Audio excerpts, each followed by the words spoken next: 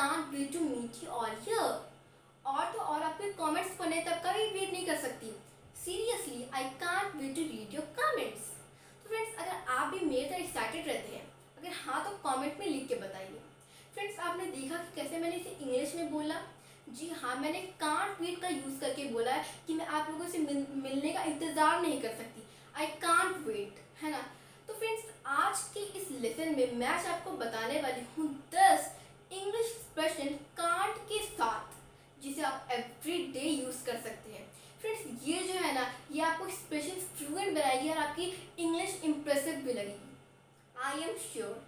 Friends, English learners को ना can't को यूज़ करने में ना थोड़ी मोड़ी डिफिकल्टीज रहती है, इसलिए मैं जो आपके लिए स्पेशली ये लाई थी लेसन, ताकि अगर आपको थोड़ी मोड़ी भी डिफिकल्टीज हो ना तो आज से तो नहीं होगी। तो शुरू करते हैं आज का लेसन। और मैं हूं सिर्फ आपकी इंग्लिश ट्रेनर और आप मुझे देख रहे हैं ब्रिटानिया अकेडमी में, जहां आप देखते हैं इंग्लिश थ्रू हिंदी। तो हम लोगों का सबसे पहला है, अब वो है कांट वेट। कांट वेट, जैसे कि अब मैंने आपको बताया, जब आप किसी चीज़ के लिए बहुत ही ज़्यादा एक्साइटेड रहते हैं या फिर बहुत ही ज़्यादा खुश रहते हैं, तब आप इस एक्सप्रेशन का यूज़ कर सकते हैं। जैसे कि I can't wait to see my friends, it's going to be wonderful. I can't wait to see my friends, it's going to be wonderful. इसका मतलब होता है कि मैं ना अगले हफ्ते मुझे अपने फ्रेंड लोग से मिलने का वेट ही नहीं हो रहा है, बहुत ज़्यादा मज़ा आने वाला है। ठीक है, यहाँ पे can't wait to see my friends का मतलब होता है कि मुझे अपने दोस्तों से मिलने का इंतज़ार ही नहीं हो रहा है, मैं बहुत ही ज़्यादा एक्साइटेड हूँ, है ना। तो एक और एग्जाम्पल देख लेते हैं। I can't wait to spend the rest of my life with you. मतलब कि मैं तुम्हारे साथ ज़िंदगी बिताने के लिए अब वेट ही नहीं कर सकता या फिर कर सकती।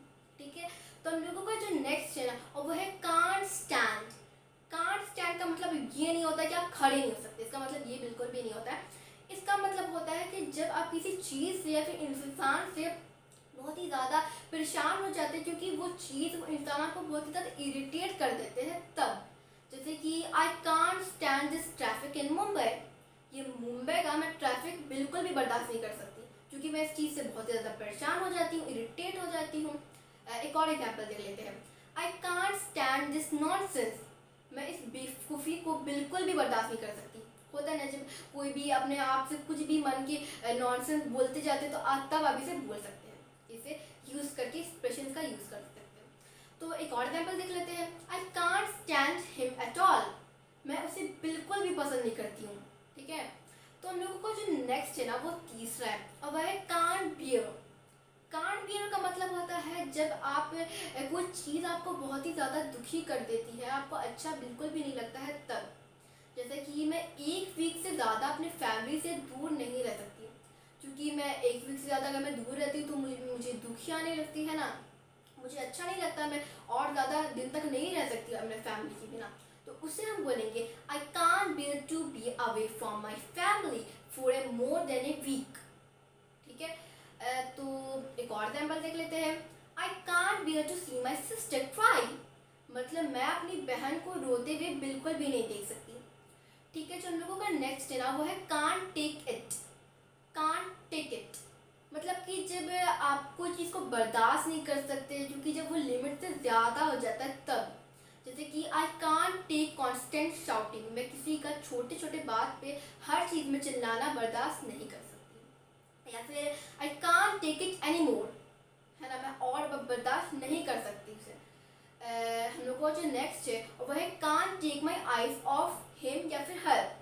Can't take my eyes off him या हर का मतलब होता है कि मेरी नज़र उससे हट ही नहीं रही है, क्योंकि वो बहुत ही ज़्यादा सुंदर दिखती है, इसलिए। या फिर जिसके लिए भी आप इसे यूज़ कर सकते हैं। जैसे कि मैं आपको एग्जाम्पल देती हूँ। और यहाँ पे जो कांट है ना, अगर इसे हम पास में यूज़ करेंगे तो यहाँ पे कुडंट में ही यूज जाएगा।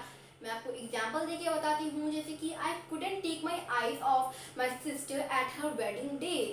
उसके शादी के दिन, मेरी बहन की शादी के दिन, मेरा आँख हट ही नहीं रहा था उससे, क्योंकि वो बहुत ही ज़्यादा खूबसूरत दिख रही थी, है ना।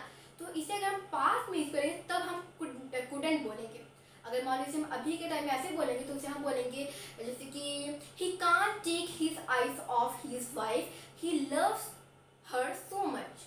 मतलब कि उसका आँख उसकी बीवी से, उसकी वाइफ से हटता ही नहीं है, क्योंकि वो अपनी बीवी को बहुत ही ज़्यादा प्यार करता है।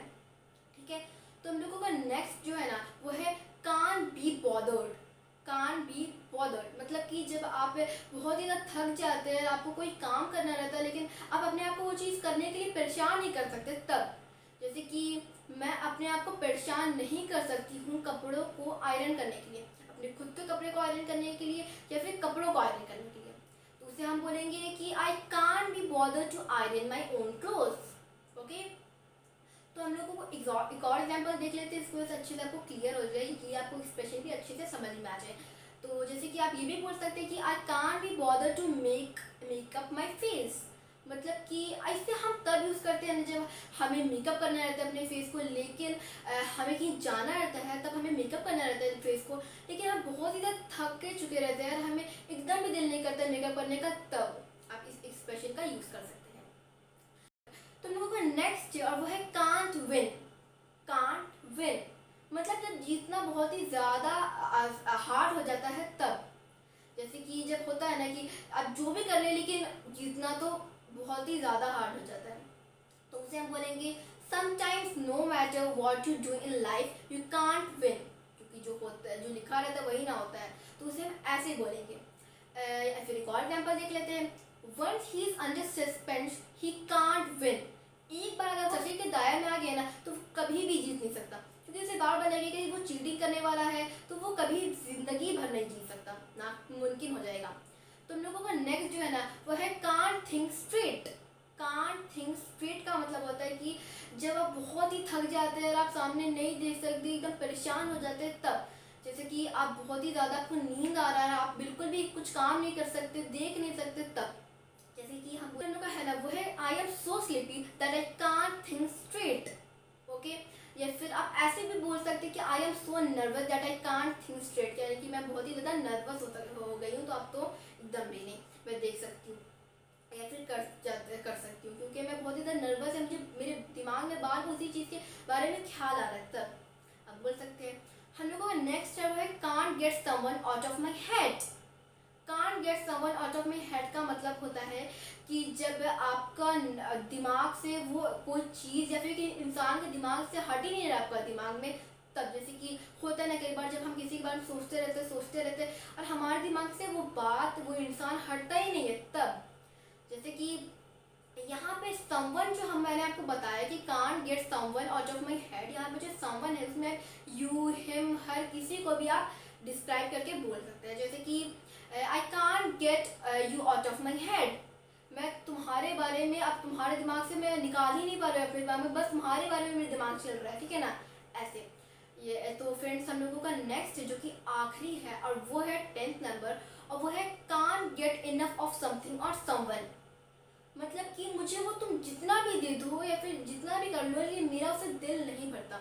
होता है ना जब आप कोई इंसान से भी कोई चीज़ आपका दिल भरता ही नहीं, तब जैसे कि I love this chocolate I can't enough of this, जैसे कि ये जो चॉकलेट है ना तुम मुझे जितना भी दे दो लेकिन मेरा दिल से बिल्कुल नहीं भरता। या फिर आप ये भी बोल सकते हैं कि I can't get enough of you, इसका मतलब होता है कि मुझे तुम इतने ज़्यादा पसंद हो कि मेरा तुमसे दिल ही नहीं भरता। तो फ्रेंड्स यही थे हमारे आज के 10 इंग्लिश एक्सप्रेशन विद कांट।